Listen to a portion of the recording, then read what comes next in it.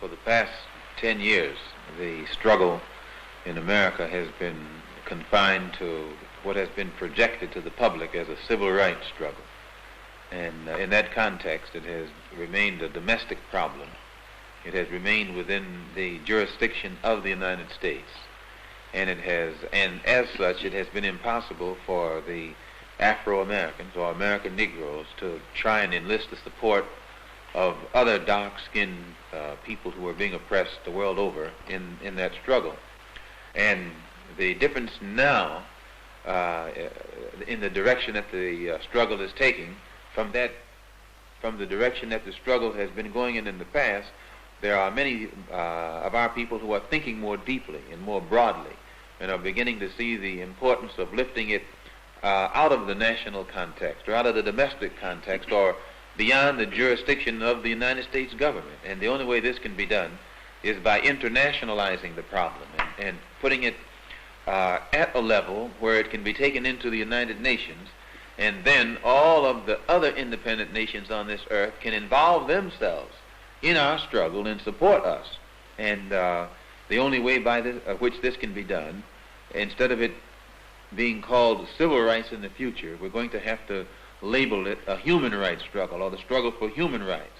And as such, we can then take it into the United Nations through the avenues that have been set up by the United Nations Commission on Human Rights. We can take our problem before the United Nations in the same manner that the problem of South Africa, Angola, Mozambique, Hungary, the Arab refugee problem, it becomes a world problem.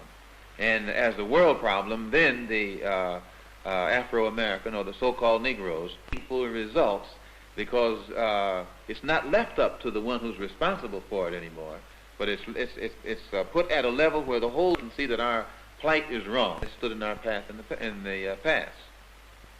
It also makes a difference in the leadership. Those who have been posing as leaders of our people in America in the past, they can pose on this local stage where Uncle Sam is the master of the show and can prop them up and make them look good or make them look better than they actually are by giving them token gains and building them up an image. But when they step onto the international stage or the world stage, then Uncle Sam can't prop them up anymore. And their ability or lack of ability becomes exposed. And if they can lead us forward, they remain leaders. But if they can't, then they have to step aside, and more qualified and bona fide leaders step up from the masses of our people, and then we get faster progress, we get more results. The Afro-American or American Negro intellectual perhaps permitted himself to be used in a way that wasn't really beneficial to the overall Afro-American struggle. But I think today these intellectuals have begun to undertake a new appraisal of the problem, looking at it as it actually is, and are beginning to see it more in the international context and the relation that it has with the African struggle.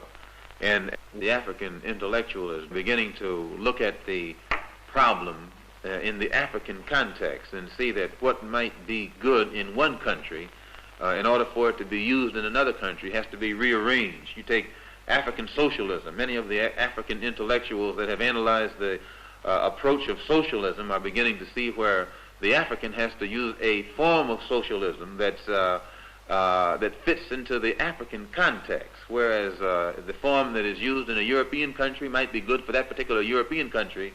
It doesn't fit as well into the African context. So I think the African intellectual is making that contribution, and he's making it well.